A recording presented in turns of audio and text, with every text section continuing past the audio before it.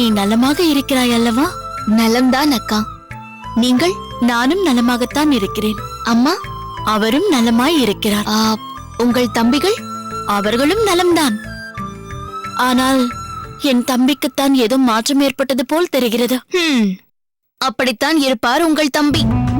இன்னும் சொல்ல போனால் மிகவும் ஆவேசமாகத்தான் உலாவிக் கொண்டிருப்பார். பாகநேரி மீது கொண்ட பகை அவரை வெறி கொண்டவராக மாற்றி இருக்கிறதே. கல்யாணி, நான் பெரியவன் வல்லத்தரையனை பற்றி சொல்லவில்லை. இளையவன் வைரமுத்தனை பற்றித்தான் சொல்கிறேன். ஏன்? அவருக்கு என்ன?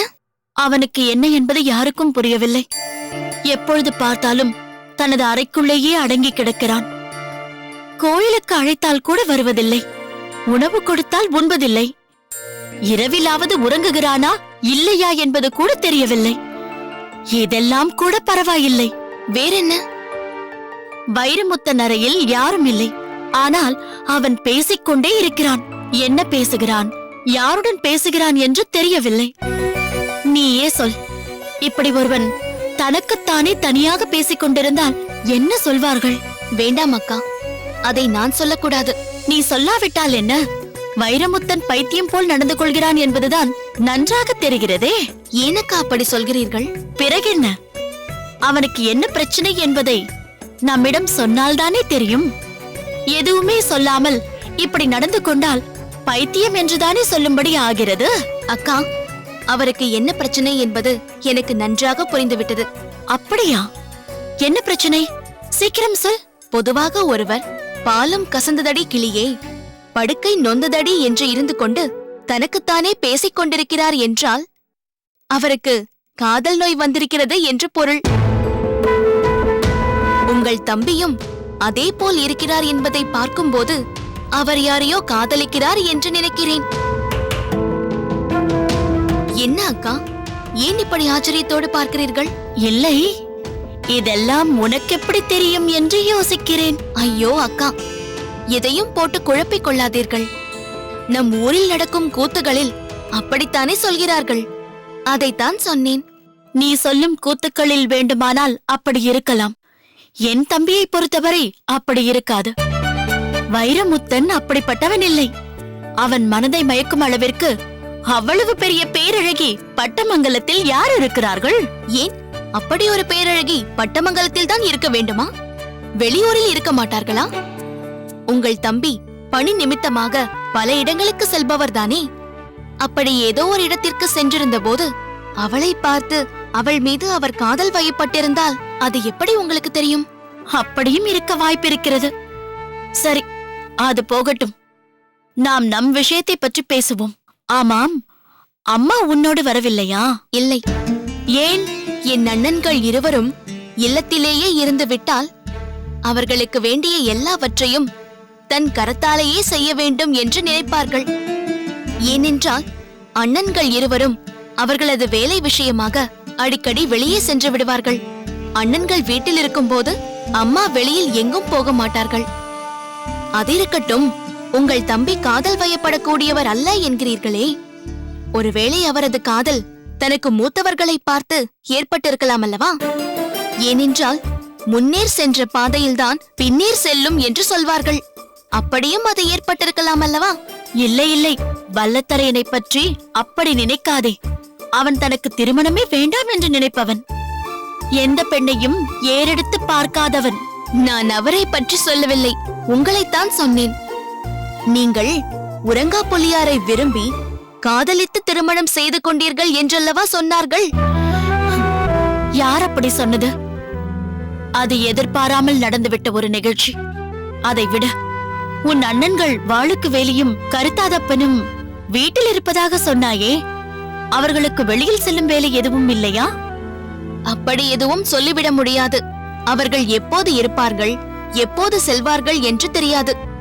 திடீரென்று எதற்காகவாவது எங்காவது சென்று விடுவார்கள். ஏனக்கா, ஒருவேளை அது அப்படி இருக்குமோ? எது எப்படி இருக்குமோ? உங்கள் இளைய தம்பியை மோகினி பை பிடித்திருக்குமோ? கல்யாணி, என்ன பேசுகிறாய் நீ? அவனையாவது மோகினி பை பிடிப்பதாவது? என்றைக்காவது ஒரு நாள் அவரை பிடித்திருக்கும் மோகினி பை நான் தான் என்பது உங்களுக்கு தெரிய வரும்போது நீங்கள் தான் பைத்தியமாக போகிறீர்கள். கல்யாணி, என்ன யோசிக்கிறாய்? இல்லை அக்கா, அப்படித்தான் இருக்க வேண்டும். பேசாமல் நான் சொல்வதை போல் செய்யுங்கள், சரியாகிவிடும். என்ன செய்ய வேண்டும் என்கிறாய்? எங்கள் பாகனேரி எல்லை மாரியம்மன் கோயிலில் ஒரு பூசாரி இருக்கிறார். அவரிடம் அழைத்து வந்து வேப்பிலை அடித்தால் பேய் பிடித்தவர்கள் சரியாகி விடுகிறார்கள் என்று சொல்கிறார்கள். நீங்கள் உங்கள் தம்பியை அங்கு அழைத்து வாருங்கள். அவர் அங்கு வந்து என்னை பார்த்தால் அவர் மாறிவிடுகிறாரா இல்லையா என்று பாருங்கள். என்ன, உன்னை பார்த்தாளா? இல்லை இல்லை, அங்குள்ள அம்மனை பார்த்தால் சரியாகிவிடும் என்கிறேன். எப்படிப்பட்ட காத்து கருப்பாக இருந்தாலும் அப்போதே ஓடிவிடும் என்று அம்மா பலமுறை சொல்லியிருக்கிறார்கள். அதைத்தான் சொன்னேன். அவருக்கு ஏற்பட்டிருக்கும் பிரச்சனையும் அத்தோடு தீர்ந்துவிடும். இப்போது உனக்குத்தான் ஏதோ பிரச்சனை என்று தோன்றுகிறது. ஏனக்கா இப்படி சொல்கிறீர்கள்? பிறகென்ன, நான் ஏதாவது ஒன்றை பற்றி பேசிக் கொண்டிருந்தாலும் நீ வைரமுத்தனை பற்றியே விசாரித்துக் கொண்டிருக்கிறாயே. என்ன செய்வது, மிகவும் நல்ல மனிதராயிற்றே. பாகனேரிக்கு வந்து என் கையால் விருந்தெல்லாம் சாப்பிட்டவராயிற்றே. அது மட்டும் அல்லாமல் உங்கள் பெரிய தம்பி கோபமாக பேசிய போது அவரை சமாதானப்படுத்தி பாகனேரிக்கு சாதகமாக பேசிய நல்லவராயிற்றே என்பதால் தான் இவ்வளவு தூரம் விசாரிக்கிறேன். இல்லை என்றால் அவரை பற்றி நான் ஏன் கேட்கப் போகிறேன்? கல்யாணி, நீயா இப்படி பேசுகிறாய்? எனக்கு வைரமுத்தன் என்றொரு தம்பி இருப்பதே தெரியாது என்றாயே. அவன் பெயர் வைரமுத்தனா என்று கேட்டாயே. நானா அப்படி கேட்டேன்? இன்னொருவர் உங்கள் இளைய தம்பி. அவர் சற்று பாவம் போல் தெரிகிறதே. யார்? வைரமுத்தனா? ஓ, அவர் பெயர் வைரமுத்தனா? உனக்கு தெரியாதா? எனக்கு எப்படி தெரியும்? ஆமாம், அப்படித்தான் கேட்டேன். அதற்கு பிறகுதான் அம்மா அவரை பற்றி விளக்கமாக சொல்லி புரிய வைத்தாரல்லவா. நம்மீது அவ்வளவு பாசமாக இருந்தவர் இப்படியாகிவிட்டாரே என்ற பாசத்தில்தான் நான் அவரை பற்றி இந்த அளவிற்கு விசாரித்தேன். அவ்வளவுதான். கல்யாணி அம்மா, இதற்கு மேல் தாங்காது. மிகவும் நேரமாகிவிட்டது. நாம் சீக்கிரம் போக வேண்டும். என்ன கணக்கு பிள்ளை, ஏன் இப்படி சொல்கிறீர்கள்? இல்லை அம்மா, பெரிய அம்பலம் மிகவும் கண்டிப்பாக சொல்லி இருக்கிறார். எங்கு சென்றாலும் விரைவில் திரும்பிவிட வேண்டும் என்று. அதனால்தான் அப்படி சொன்னேன். நீங்கள் தவறாக நினைக்க வேண்டாம். இதில் தவறாக நினைக்க என்ன இருக்கிறது? தன் தங்கையை பாதுகாப்பாக பார்த்து கொள்ள வேண்டும் என்று வாளுக்கு வேலி நினைப்பது சரிதான். நீங்கள் அழைத்துச் செல்லுங்கள். போய் வா கல்யாணி. சரி அக்கா, நான் புறப்படுகிறேன். நீங்கள் அடுத்த முறை வரும்போது உங்கள் தம்பியை, இளைய தம்பியை அழைத்து வர மறந்து விடாதீர்கள். வருகிறேன் அக்கா. வருகிறேன் அம்மா. வாருங்கள் கணக்கு பிள்ளை.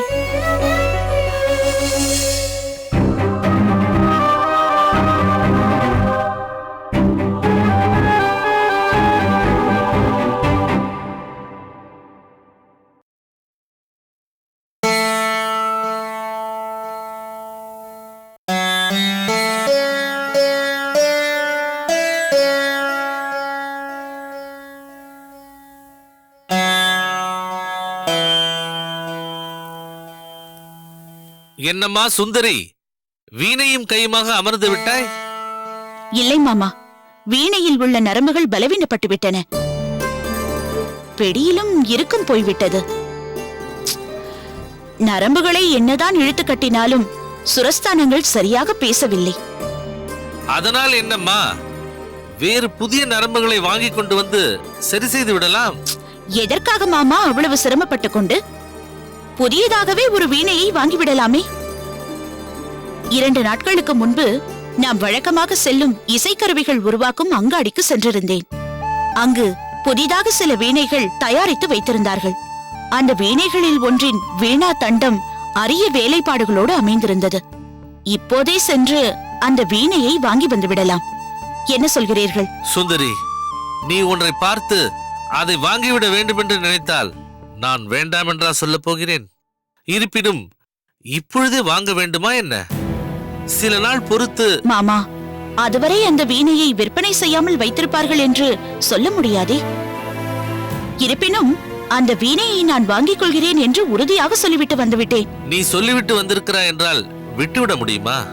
இருந்தாலும் இன்னும் ஓரிரு நாட்கள் தாமதித்து. எதற்காக தாமதிக்க வேண்டும்? நாம் தான் ஒவ்வொரு ஆண்டும் புதிதாக சில கலை பொருட்களை, இசை கருவிகளை வாங்குவதற்கென்று ஒரு தொகையை இருப்பு தொகையாக வைத்திருக்கிறோமே. இருப்பு இருக்கிறது. இருந்தாலும் மாமா, என்ன பிரச்சனை? ஏன் இப்படி தயங்குகிறீர்கள்? நாங்கள் எதை கேட்டாலும் உடனே அதை செய்யக்கூடியவர் தாங்கள். இந்த அளவிற்கு யோசிக்கிறீர்கள் என்றால் ஏதோ சங்கடமான நிலை என்று மட்டும் புரிகிறது. மாமா, எதுவானாலும் தயங்காமல் சொல்லுங்கள். இதையெல்லாம் நினைத்து நீ வருந்த கூடாது என்றுதான் தயங்கினேன். நீ இவ்வளவு பிடிவாதமாக கேட்பதால் சொல்கிறேன். சில நாட்களாக உன்னுடைய நடன நிகழ்ச்சி ஏதும் நடக்கவில்லை அல்லவா? வெள்ளூர் கோயிலில் நடக்க வேண்டிய உன் நடன நிகழ்ச்சியை அந்த அக்னியு தடை செய்ய முயன்று அந்த பிரச்சனையில் பாகனேரி அம்பலக்காரர் வாளுக்கு வேலி தலையிட்டு அந்த நிகழ்ச்சி மீண்டும் நடக்க ஏற்பாடு செய்தார். அதனால் வெள்ளூர் தலைவர் மீண்டும் இங்கு வந்து கேட்டபொழுது நின்ற நிகழ்ச்சி நின்றதாகவே இருக்கட்டும், நீங்கள் சென்று விடுங்கள் என்று நீ சொல்லிவிட்டாய் அல்லவா? அதனால் என்ன மாமா?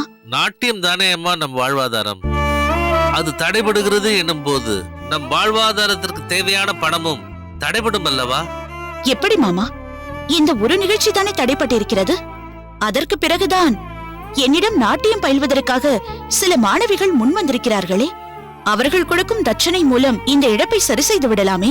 இல்லை அம்மா, நீ வெள்ளூர் நிகழ்ச்சி வேண்டாம் என்று திருப்பி அனுப்பிவிட்டதால் அவர்களுக்கு உறவினர்களாக இருக்கும் சில மாணவிகளையும் இங்கே அனுப்புவதை நிறுத்திவிட்டார்கள். ஜமீன்தார் ஜம்புலிங்கத்திற்கு வேண்டிய சில மாணவிகளும் இங்கே வருவதை நிறுத்திவிட்டார்கள். இப்படி பாதிக்கும் மேற்பட்டோர் இங்கு பயிற்சி பெற வருவதை மறுத்துவிட்டதால் மீதம் உள்ளவர்களும் தங்கள் பிள்ளைகளை இங்கு அனுப்புவதை பற்றி யோசிக்க தொடங்கிவிட்டார்கள். அதனால் பயிற்சிக்காக எந்த மாணவியும் இங்கு வரமாட்டார்கள். இதனால் நம் வாழ்வாதாரம் மிகவும் பாதிக்கப்பட்டு விட்டது. இதன் மூலம் அந்த அக்னியுவின் எண்ணம் நிறைவேறிடும் சூழ்நிலை ஏற்பட்டு விட்டது. அதனால்தான் நாம் சேமித்து வைத்த இருப்பில் இருந்து அவ்வப்போது பணத்தை எடுக்க வேண்டிய கட்டாயம் ஏற்பட்டு விட்டது. போதுமா அக்கா?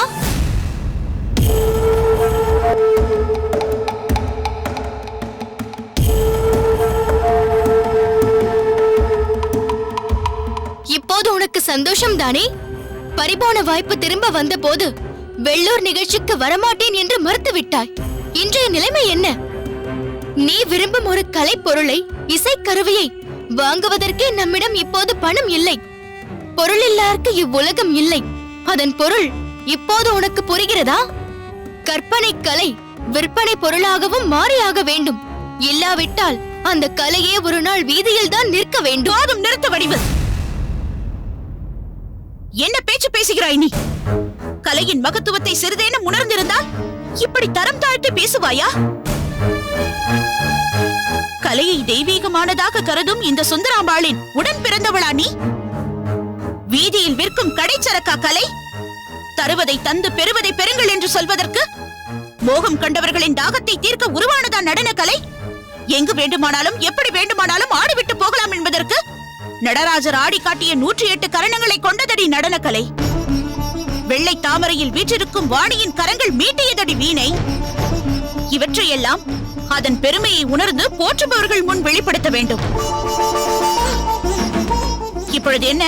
வீணையின் நரம்பு பலவீனம் அடைந்து விட்டது. அதற்கு பதில் வேறு நரம்பை மாற்றி பொறுமையாக சுருதி கூட்டினால் சப்தஸ்வரங்களும் சரியாக ஒலிக்கப் போகிறது.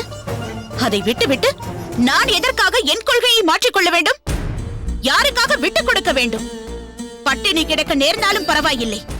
பண்போடு வாழ்வதில் எனக்கு ஆத்ம திருப்தி இருக்கிறது. இது எனக்கு போதும்.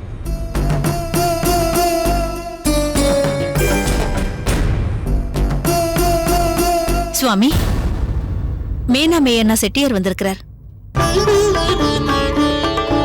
வாருங்கள்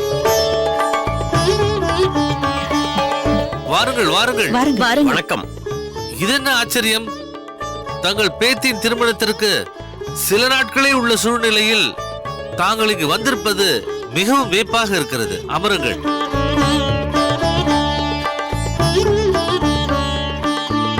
இந்த பெண் என் பேத்தி கனகப்பிரியா. மணப்பெண்ணா? இதற்கேன் இவ்வளவு ஆச்சரியம்? இவள் சுந்தரியின் பரம ரசிகை என்றும் சுந்தரியிடமே நடனம் கற்றுக்கொள்ள விரும்பியவள் என்றும் முன்பே நான் சொல்லியிருக்கிறேனே. அதனால் நான் இங்கு வரப்போவதை அறிந்து நானும் உங்களோடு வருவேன் என்று பிடிவாதமாக புறப்பட்டு வந்து விட்டாள். அப்படியா கனகப்பிரியா? உனக்கு என் நடனத்தில் அவ்வளவு ஈடுபாடா? அதை நான் எப்படி? என்ன? ஏன் இந்த பதற்றம்? அது ஒன்றுமில்லை சுந்தரி. இதுவரை மேடையில் மட்டும் பார்த்த உன்னை இவ்வளவு நெருக்கத்தில் சந்தித்தவுடனே சற்று பதட்டமடைந்து விட்டாள். நானும் உன் போல் சாதாரண பெண்தான். இல்லை இல்லை, நீங்கள் சாதாரண பெண் அல்ல. தாங்கள் மேடையில் நடனமாடத் தொடங்கிவிட்டால் தன்னையே மறந்து அதில் மூழ்கக்கூடியவர். பரதநாட்டியத்தின் நுணுக்கங்கள் அனைத்தையும் ஒரு கணத்தில் கண்முன்னே கொண்டு வருபவர். தாங்கள் தங்களது கைகளில் மச்சம் போல் பாவனை செய்து காட்டினால் ஒரு மீன் வந்து துள்ளி விளையாடுவது போல் இருக்கும். கை விரல்களால் மலரை போல் விரித்து காட்டினால் மலரின் மனத்தையே நுகர்வது போல் இருக்கும். பூப்பந்து விளையாடுவது போல் ஆடத் தொடங்கினால் உங்கள் மனம் முந்தியதா, கண் முந்தியதா, கை முந்தியதா என்று உணராதபடி இருக்கும். நீங்கள் சிவதாண்டவத்தை ஆடத் தொடங்கினால் அந்த நடராஜரே உங்களுக்குள் புகுந்து நீங்களாக மாறிவிட்டாரோ என்று நினைக்க தோன்றும். போதும் போதும், இப்படி ஒரு தீவிர ரசிகை எனக்கு இருக்கிறாள் என்பதை அறியும் போது எனக்கு பெருமையாக இருக்கிறது. அதை ஏன் கேட்கிறாயம்மா? உன்னை பற்றி பேச துவங்கிவிட்டால் வேற எதையும் பேச மாட்டாள். தினம் ஒரு முறையாவது உன்னை பற்றி பேசாமல் இருக்க மாட்டாள்.